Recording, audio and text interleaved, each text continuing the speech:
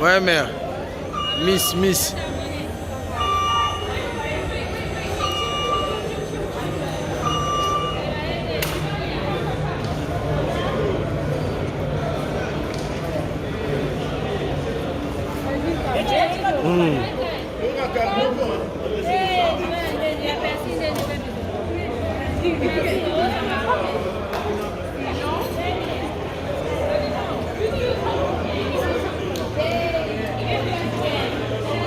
Équipe de Londres na Kinshasa.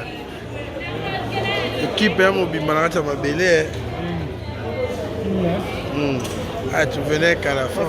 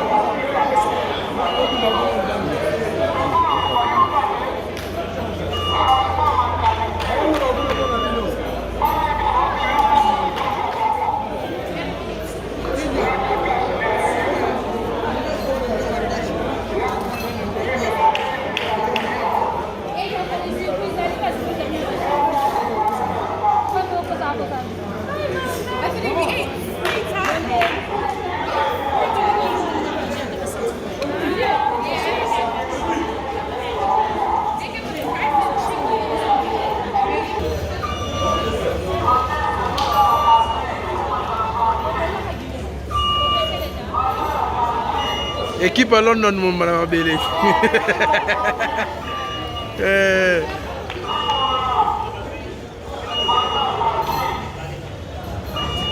Allez, tout ça.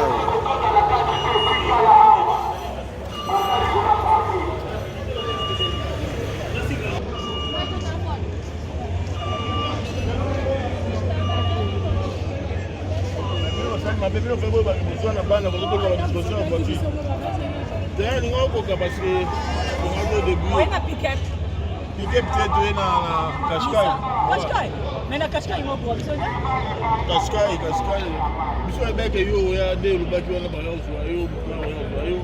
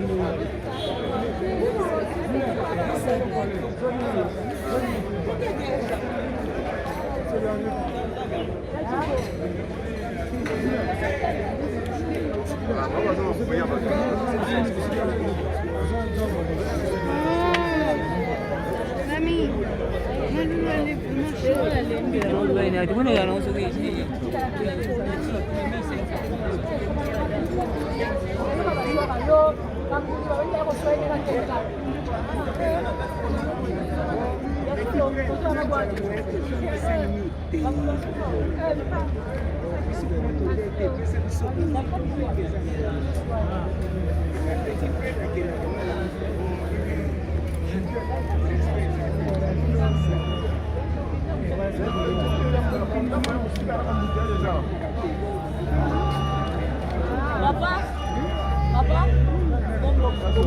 Kasongo. Kapo pana kasongo. Jipena Musengo. Ye Musengo. Boa, boa. Kusa. Eh, wao kusa na ngati.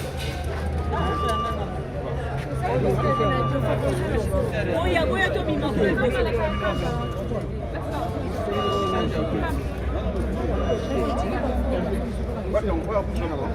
Ok, bagarre, mais on se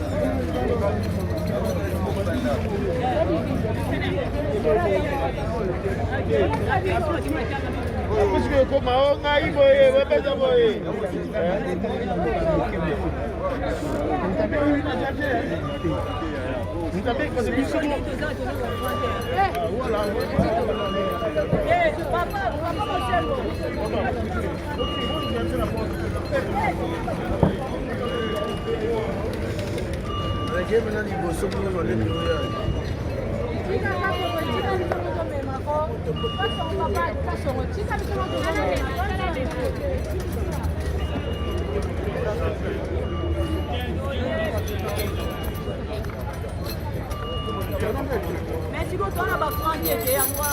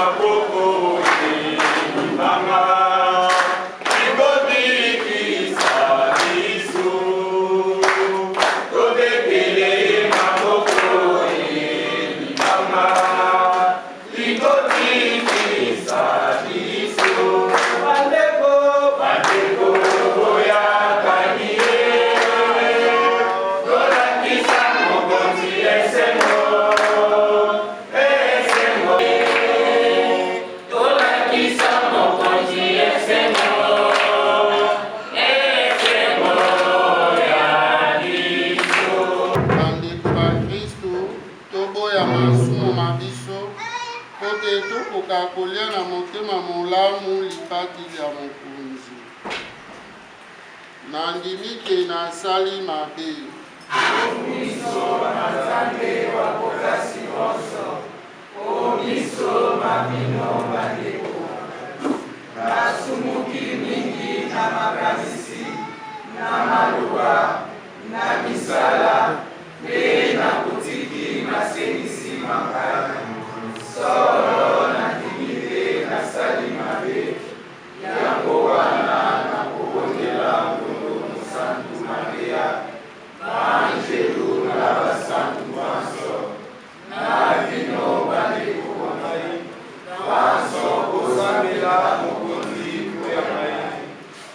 Nzambe wa bokasi bonso ayokela biso mawa alimbisa masumu na biso akamba biso bomoi bwa lobiko.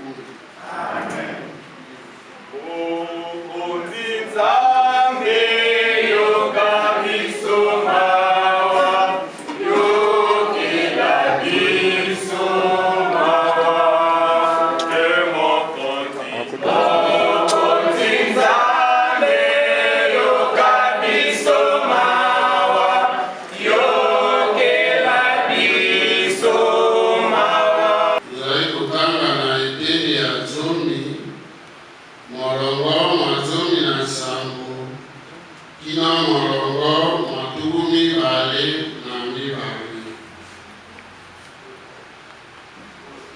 Tango Yesu akomi kokende, moto moko ayemba epai ya ye afukameli ye atuni ye, motei molamu, nasala nini mpo te nazwa bomoi bwa lobiko?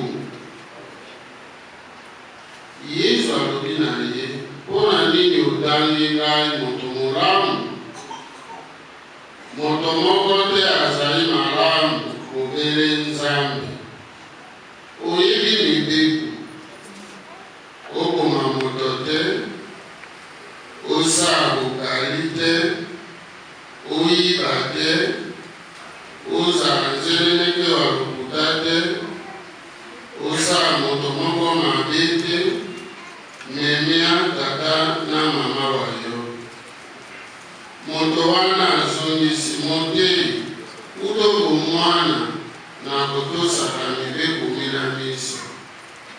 Yesu atali ye na bolingi asepeli na ye, alobi na ye, ozangi eloko moko. Kende teka biloko bya yo biso kabela bakola nde ozwi nkita olikolo. Na nsima yaka mpe na ndaka. Kasi yoki elenge mobali wa nkita maloba na ye alembi nzoto mpe akei na mabaho motema.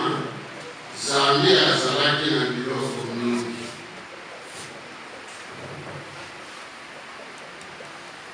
Lokumu na yo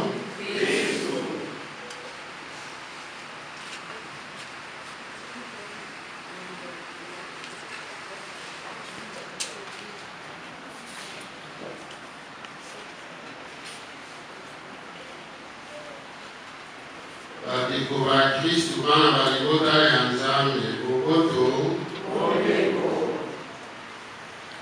likambo esangisi biso awa ezali likambo ya matanga tokufeli na libota mama wa biso Litiwana Philomene. Bavandaki pembeni na ye bazali kobenga ye ya fila to ya filo. Bona mokanda bapesi ngai babite mama wa biso Philomene abalanaki na papa mokoko Ferdinand. Bongo na libala na bango wana Nzambe apesaki bango bana 11. Bana mibali 4, bana basi 100. Bongo mama Philomene atiki biso libota linene bakoko tukumi bale na moko 21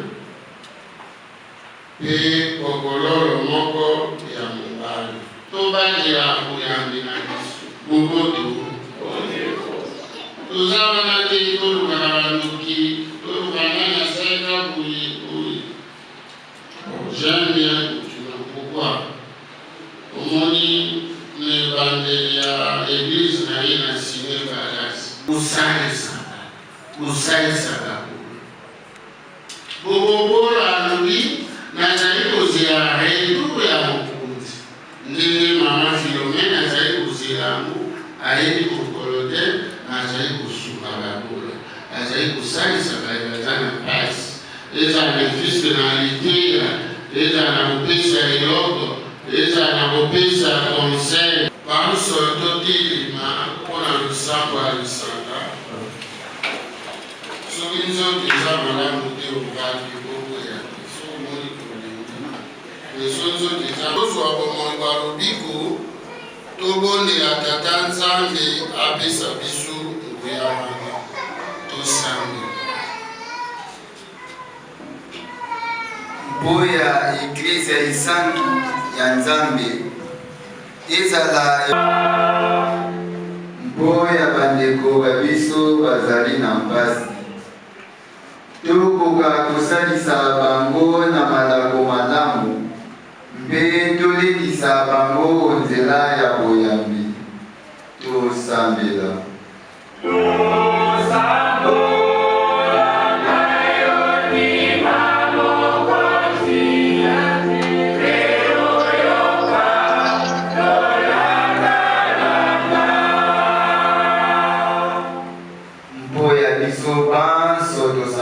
awa totikala na mawa lisusu te topesa mpasi ya biso maboko ma Nzambe tosambela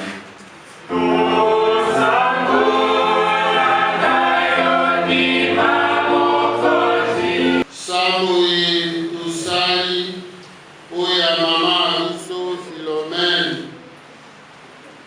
esali esika pembeni na yo awa atambulaki nzela ya mitindomi ya yo mpe awa asalisaki babola yo ozali mokonzi wa bomoi lelo lobi obileko biso seko elongo na Santu Yosefu molongani wa mama Santu Maria mpe mobateli wa paroisse ya biso elongo na baapostolo mpe na basantu bayo banso elongo na baesengo anuarite mpe bakanja bazalaka bandeko bayo awa onse bongo tokumisa yo mpe tokembela yo na Yesu Kristu mwana wa yo wa bolingo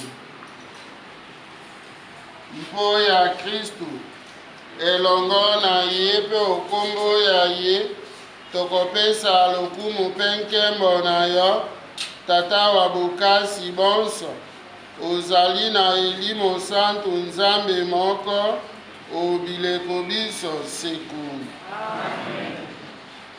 awa elimo santu asangisi biso banso tokokosambela losambo mobikisi alakisi biso tata wa biso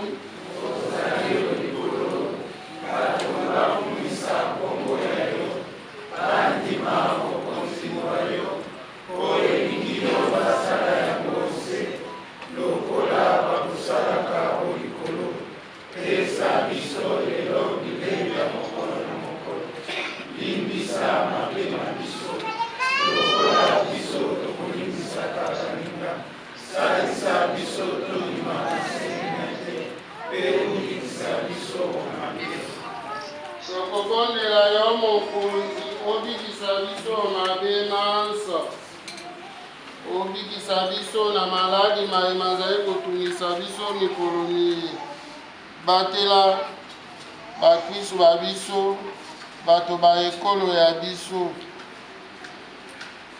opesa mikolo ya biso boboto opesa ekolo ya biso Kongo boboto mpe kimia na lisalisi ya ngolu ya yo toboya masumu seko mpe makambo mabe makwela biso te. Tozala na elikya ya koyoka esengo yo olakelaki biso mpe tomona mokolo Yesu Kristu mokonzi wa biso akozonga. Na yo mokonzi nguya na ndengo omiliko biso seko.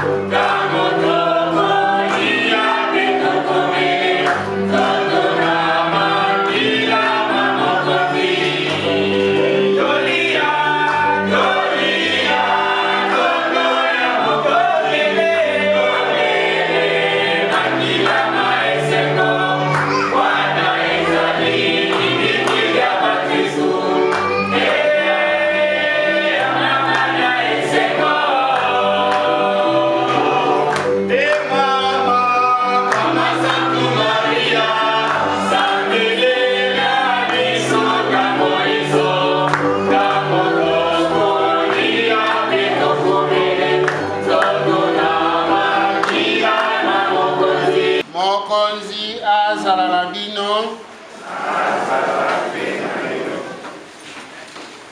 Nzambe wa bokasi mosa abatela bino mpe abelisa bino okombo ya Tata mpe ya Mwana mpe ya Elimo Santo. Bandeko, misa na biso esili. Mama Philomène ya fila apema na boboto.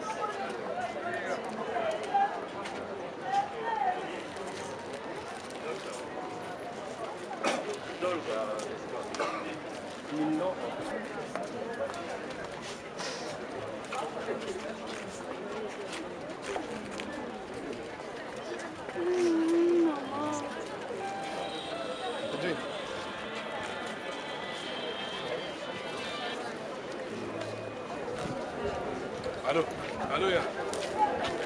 Bien.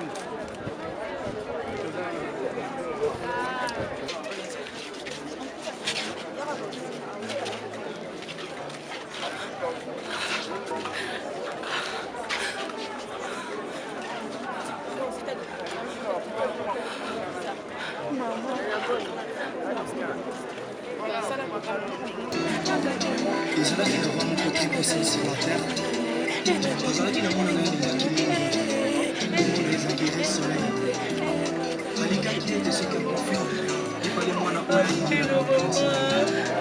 mokolo moko balali te balamuki mwana oyo ya koko oyo liwa eyebisi mama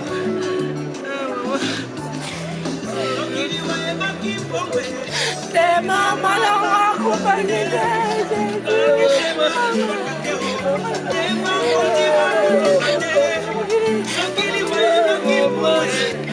Mama,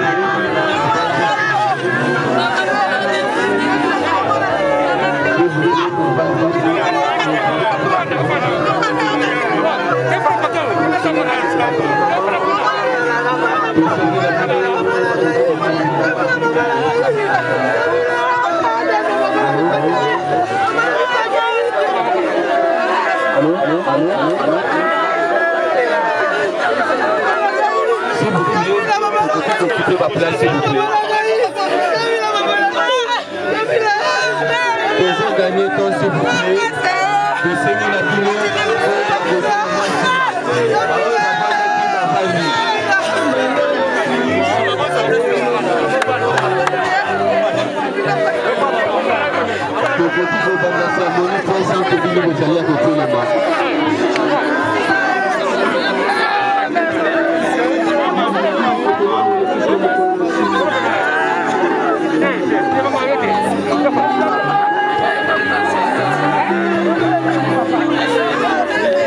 Inclinons nos têtes dans la prière. Père, nous te disons merci. Merci pour cette spéciale circonstance, Seigneur. La Bible nous dit dans Job 1:21, l'Éternel a donné et l'Éternel a repris, que le nom du Seigneur soit glorifié. Nous pensons que maman fila sans que ce n'a plus de condition encore. Et voilà, aujourd'hui, dans ta souveraineté, tu as repris. C'est pourquoi nous te disons merci. Saint-Esprit, toi qui es le consolateur de cœur brisé, de cœur affligé, de cœur amertume, le Seigneur nous a la napiso. Et pas de l'épée qui nous a souka. Nous disons merci Seigneur Jésus-Christ. Amen.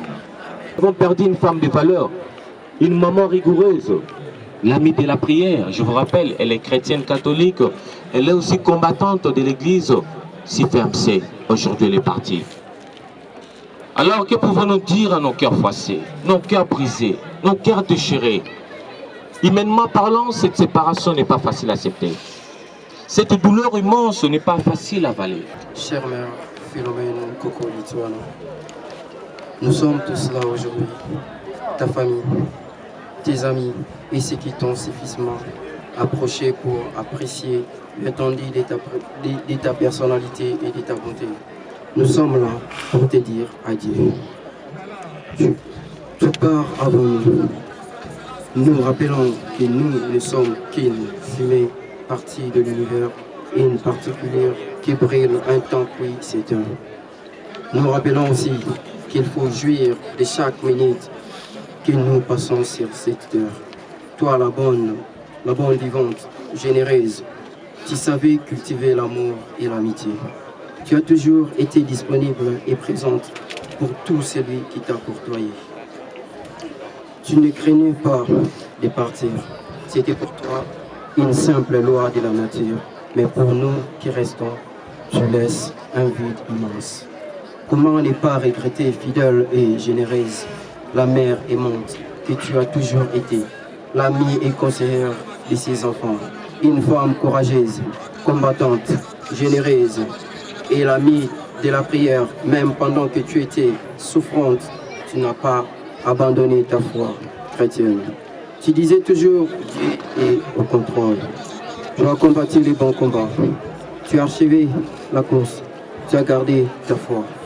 Dans ces trains qui t'emportent, il y a tout un wagon de pensées et de fleurs que nous t'offrons, mais nous gardons ton rire, ta bonne humeur, ta gentillesse pour toujours au fond de notre cœur.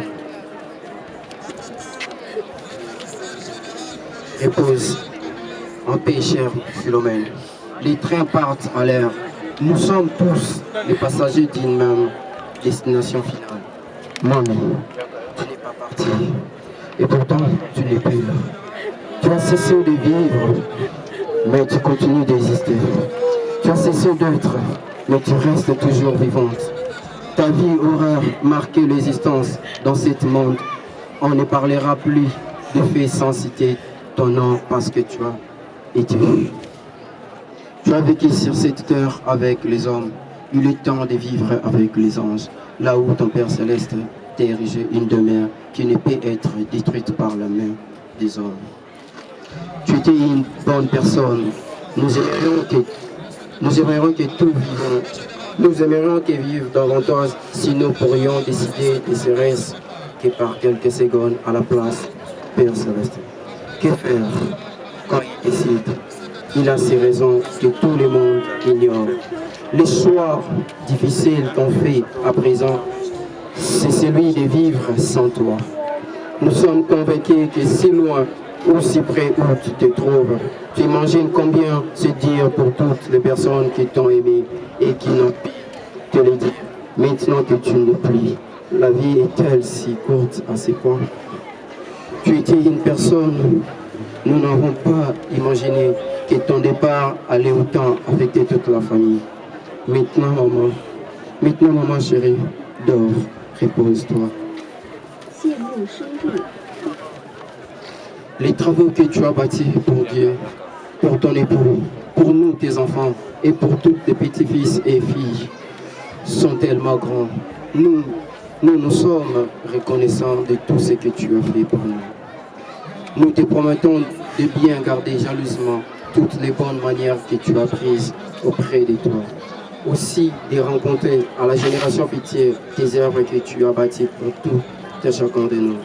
Adieu Philomène, mon coco Lituana. Adieu Phila. Adieu ma Philo. Adieu ma maman Passa. Adieu à Darly. Repose en paix auprès du cœur.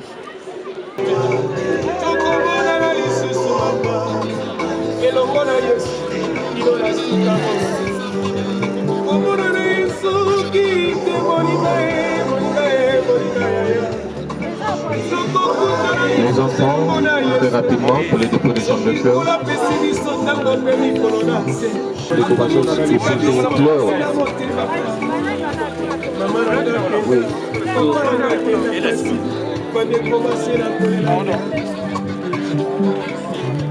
nakolele mpana na nakoki koyambela ndambela oyo mopangusi mpinzoli ezali yo nzambe na milokokana loka papa salelanga ngolu na mona loboko na yo ekitelanga na motima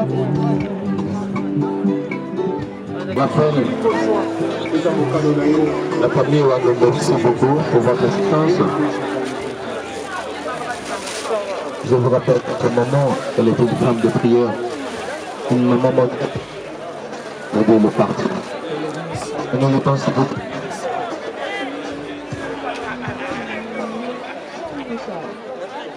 Très rapidement, toujours avancer, s'il vous plaît. Tout le monde.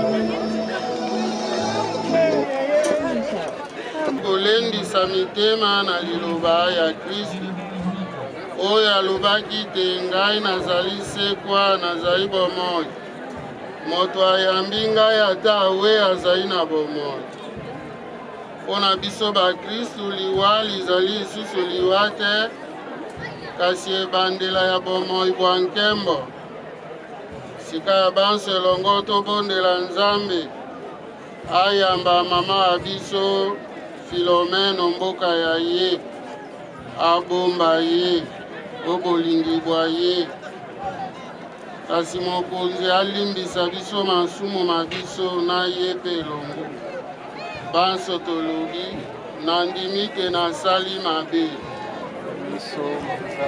babokasi bonso omiso mabino bandeko bangai nasumuki mingi na makanisi na maloba na misala mpe na botiki masengisi mangai solo nandimi te nasali mabe yango wana nakobondela ngondo mosantu Maria banzelu na basantu banso na bino bandeko banso bosambela mokonzi mpo ya ngai abenisi yo yango ya basi banso abenisi mpe Yesu mwana wa yo Santu Maria mama wa Nzambe sambela mpo ya biso basumuki sikawa mpe ntango ya mwana biso amen azali na yo abenisi yo yango ya basi banso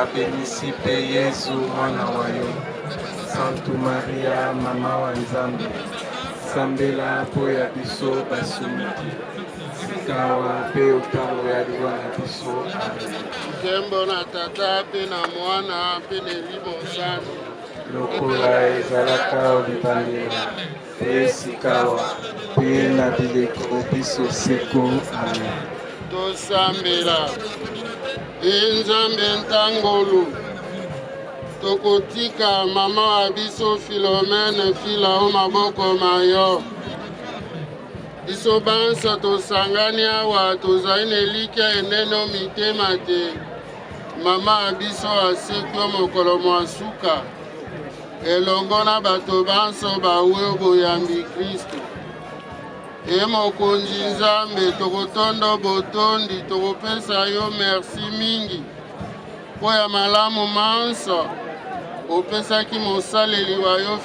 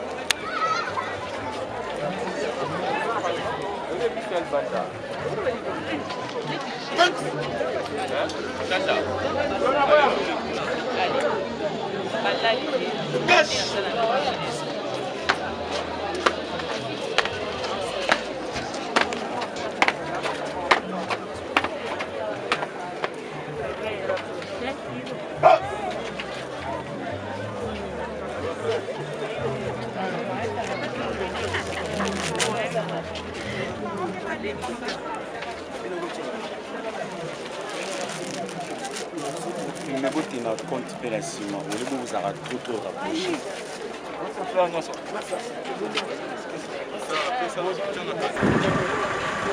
oyebi nzela commissaire oyebi nzela kanda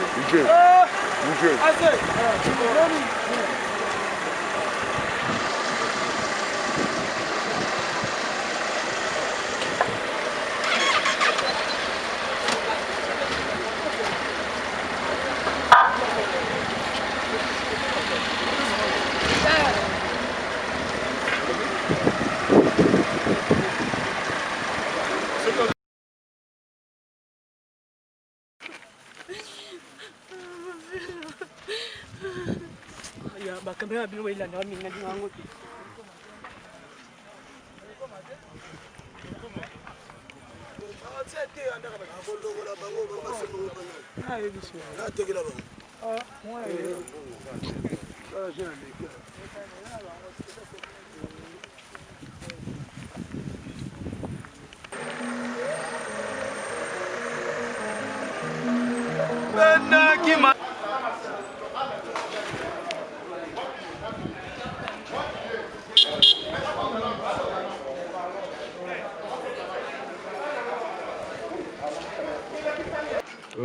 Question de commodité, dans le grand bâtiment devant de nous, à notre gauche, nous avons des installations hygiéniques pour dames et messieurs. Pour dames, c'est là au trio devant, et pour messieurs, juste dehors, derrière plutôt.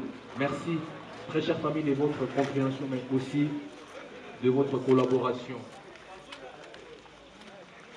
Eh bien, chère famille, Jacques Aubrel, un auteur, je dis ceci, je cite, dans la vie, pas beaucoup d'importance. Fin des citations. Très chère maman Philomène, nous avions ensemble fait tant de choses. Et voilà que maintenant tu nous quittes. Nous avons partagé, bu avec toi. Nous avons partagé les soucis et les travaux quotidiens. Avec toi, nous avons partagé tant de projets et tant d'espoirs. Il y a tant de choses encore que nous aurions voulu faire ensemble. Mais cela semble s'arrêter aujourd'hui. Désormais, nous attend et Jésus.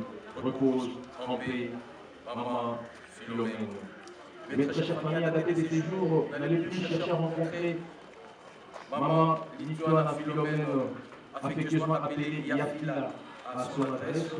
Ce que nous ferons est bien de changer d'adresse et de commune. Désormais, elle repose ici à la nécropole de Kinshasa, et cela dans le quartier Riguel, sur l'allée 4 au numéro 68. Je reprends la nouvelle adresse physique de maman Philomène Lituana, affectueusement appelée Yafila, bel et bien cité nécropole de Kinshasa, quartier Riguel, allée 4 au numéro 68. Donc à cette adresse, très chère famille, qui vous reviendrez le plus souvent pour faire prêter sa mémoire, vos souvenirs et recueillir sa sépulture. Le visite à la nécropole, c'est tous les jours, c'est-à-dire du lundi au dimanche, de 9h à 16h, et les visites sont gratuites. Au nom de toute l'équipe de la nécropole, ses partenaires dans l'hôtel de Kinshasa, nous présentons à vous tous et sa famille nos plus sincères condoléances. Merci. À présent, j'ai offert très chère famille, très respectueusement, de bien vouloir vous l'élever.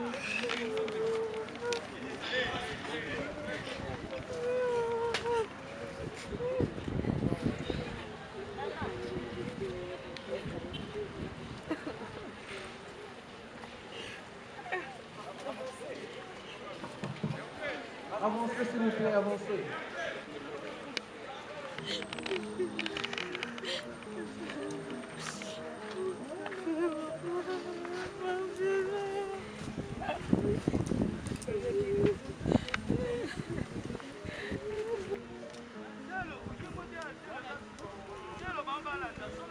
Kende kaka, kende.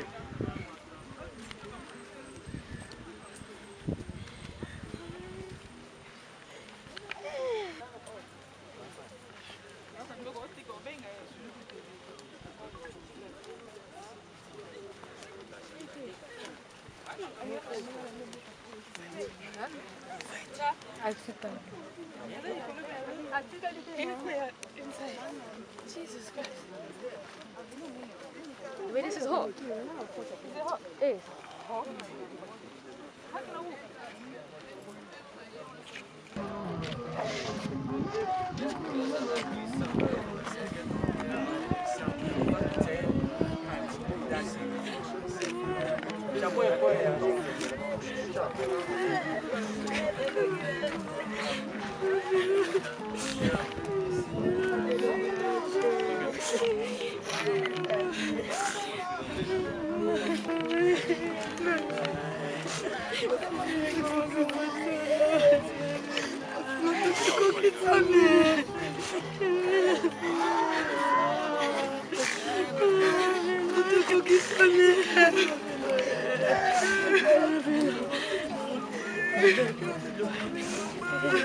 Chère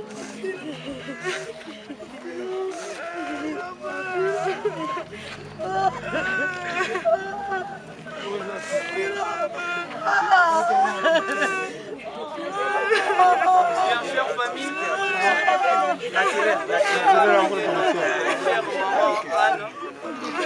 c'est ici la dernière demeure de Boyoka. Nous procéderons d'abord à la descente, ensuite vous aurez la parole. Soit une courte prière. Équipe position. Attention équipe. Prêt pour saisir, prêt? Prêt. Saisissez.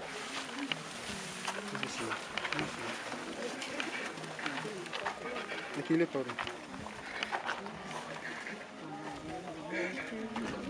Prêt pour soulever, prêt? Prêt. Soulever. Descendez, prêt?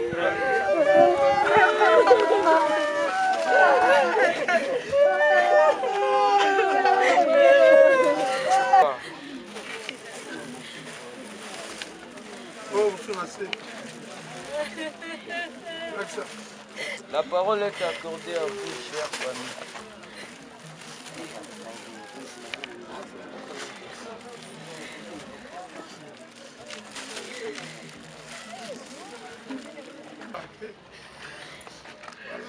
balobaka na bango te bamokuse kaka tozoso matondo parta nakisaki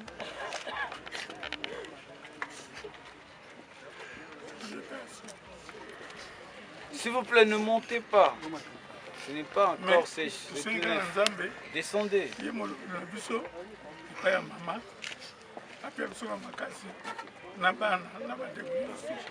Papa, il veut expliquer.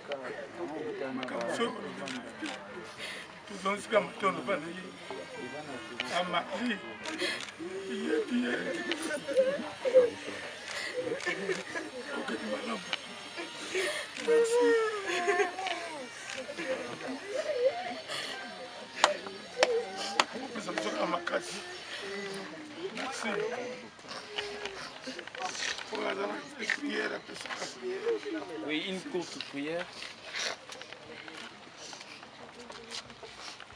Merci Seigneur.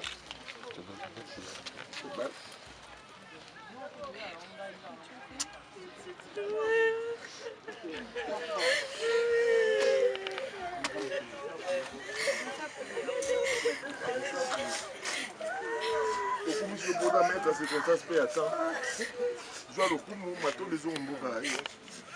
Tika maman azana kimia. Peut-être que ma case. Peut-être que ma case a envie de prière. Il y a autant de gens qui ont Zambie. Ok, la kimia. Tu dois porter toujours la cœur. Merci Seigneur.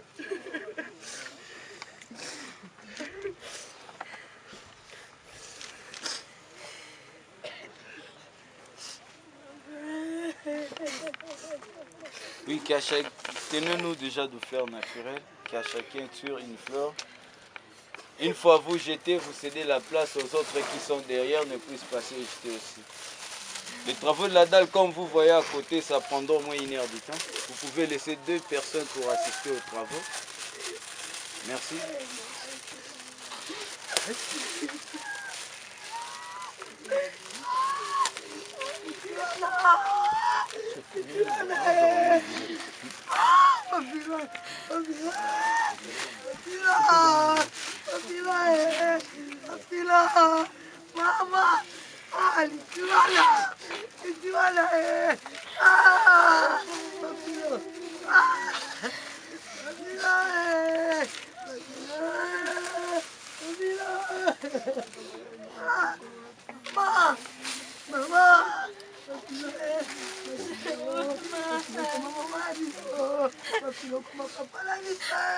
Mama,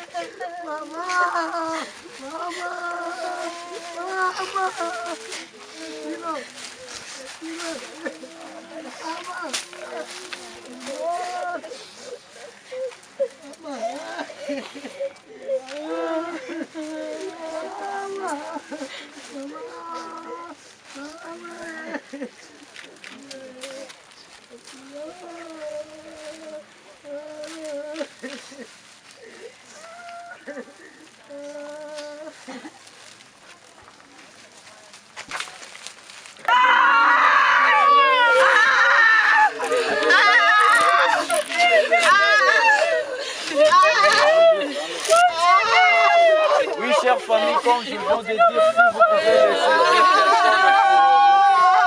commencer les travaux, le filmage de la gare,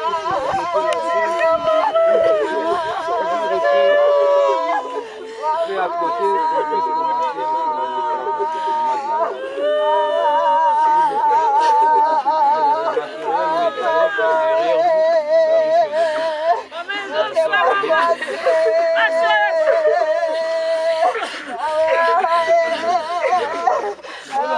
attention derrière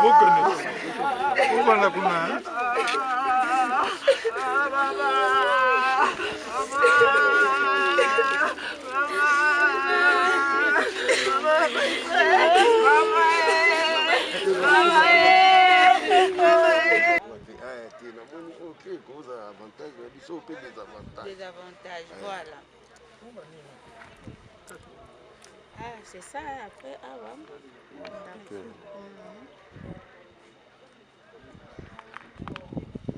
Vraiment film, hein? Là, on a un torga.